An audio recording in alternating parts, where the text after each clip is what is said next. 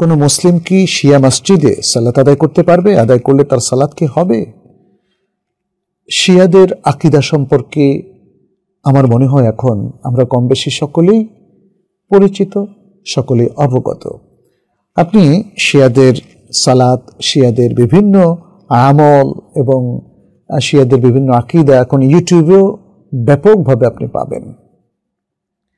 তাদের এই বিভ্রান্তি এত মারাত্মক যে এর অনেকগুলোই শিরকের মধ্যে চলে যায় এবং বেদাত তো আছে।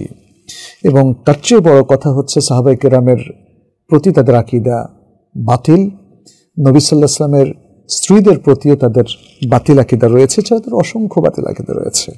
এ সকল কারণে আহলে সুন্নাত ওয়াল জামাতের উলামায়ে কেরাম বলেন যে তাদের ইমামতিতে আমাদের সালাত শুদ্ধ হবে না।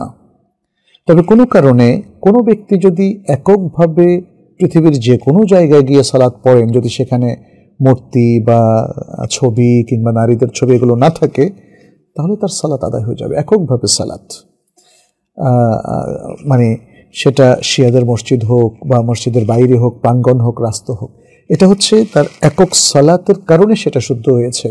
কিন্তু কেউ যদি সালাতের জন্য শিয়া ফিরকার মসজিদকে চুজ করে এবং বলে যে আমার সেখানে সালাত পড়তে ভালো লাগে, তাহলে নিয়ম অনুযায়ী তার সালাতটাও শুদ্ধ হবে না।